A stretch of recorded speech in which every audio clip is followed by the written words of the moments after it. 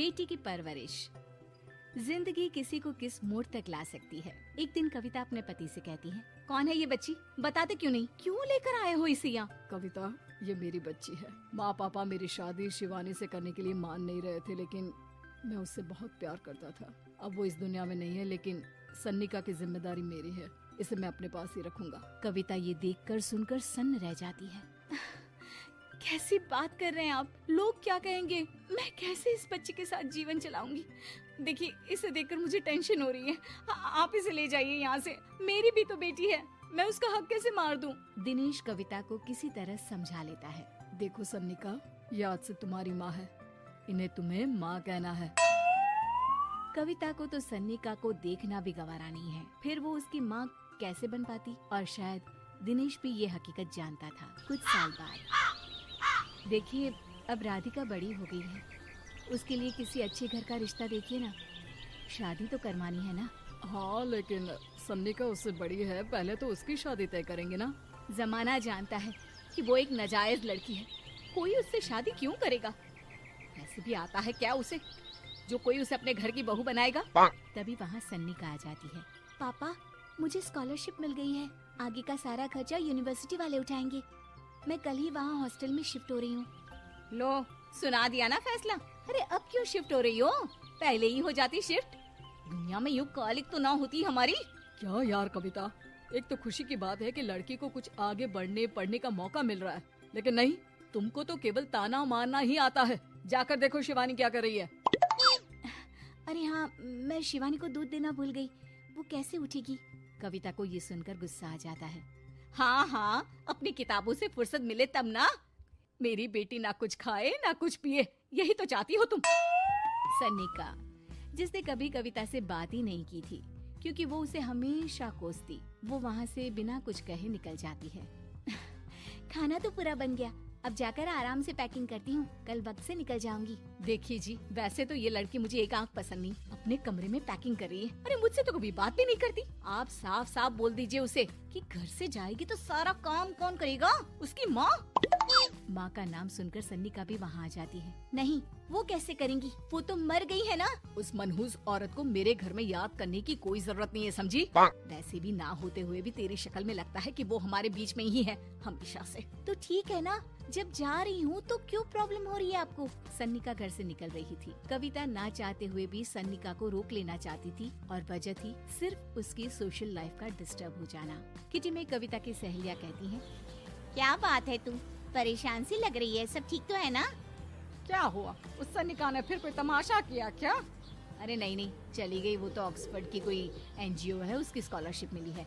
मेरा भाई बता रहा था कि उसका तो फ्यूचर ब्राइट है। अरे चल ना, तुझे क्या, तेरा तो पीछा छूटा उससे। अरे कैसे क्या नहीं, घर का सारा काम करती थी। इसकी छोटी बेटी को भी तो उसी ने संभाला था, याद है? उसकी छोटी बेटी का जो केस हुआ था, वो भी अपने सर ले लिया था। हाँ, तो बदले में सारा खर्चा भी तो हम लोग ही उठा रहे थे ना। और पता है, वो मुझसे बात भी नहीं करती, जैसे पता नहीं मैं ही उसके माँ के मरने के लिए जिम्मेदार हूँ। अरे खुद को क्यों दोष दे रही है? तूने जो किया शायद कोई नहीं करता। कविता को समझ में नहीं आ रहा था कि उसके साथ ऊपर वाले ने ऐसा क्यों किया। वो शाम को घर आती है। आज तो बहुत खुश होगी तुम, एक बला से छुटकारा मिला ना तुमको। बेचारी की जिंदगी नरक बना कर रखी थी। वो तो कहते हैं ना, ऊपर वाला सब देखता है। देखो, चुन लिया उसने अपना रास्ता। कविता का मन तो करता है कि वो पति को सब कुछ सुना दे, लेकिन सामने सास खड़ी होती है। ये तो है, बेचारे को खाना बनाने से लेकर घर के सारे काम करने पड़ते थे। बाहर का भी कोई काम होता तो वही देखती। अब देखते हैं घर का काम कैसे होता है। तभी कविता की बेटी उसके लिए चाय लेकर आ जाती है। लो माँ चाय, कैसी रही किट्टी? अच्छी थी बेटा, खाने में कुछ बनाया है क्या? हाँ, सन्निका दीदी जैसी ही सब्जी बना दी है, आप रोटी बना लो। और हाँ, कल मैं चली जाऊंगी इलेक्ट्रिक बिल और राशन लाने के लिए। अच्छा अच्छा, पैसे मैं दे दूंगी। सन्निका कार्ड दे गई है ना? हाँ माँ, एक कार्ड तो देकर गई है। अरे चोर नहीं थी वो, मेरे बेटे का ही खून है। पता नहीं कितना घमंड भरा है इसमें। अरे छोड़ो ना माँ, जिसको जो बनना था वो बन ही जाएगा। अच्छा माँ, कल चलना है उसके कॉलेज में, सभी पेरेंट्स को बुलाया गया है। अब कविता तो जाने से रही, तो हम ही साथ चलते हैं। हाँ बेटा, उस बिन माँ की बेटी का है ही कौन। अब क्या था, कविता का गुस्सा फूट पड़ता है। आप लोगों के जैसे तो इंसान नहीं देखे मैंने। अरे मेरे सामने ही अपनी नाजायज बेटी को लाकर बिठा दिया। रोज मैं उसे देखती तो एहसास होता कि कैसे आपने मुझे इतना बड़ा धोखा दिया।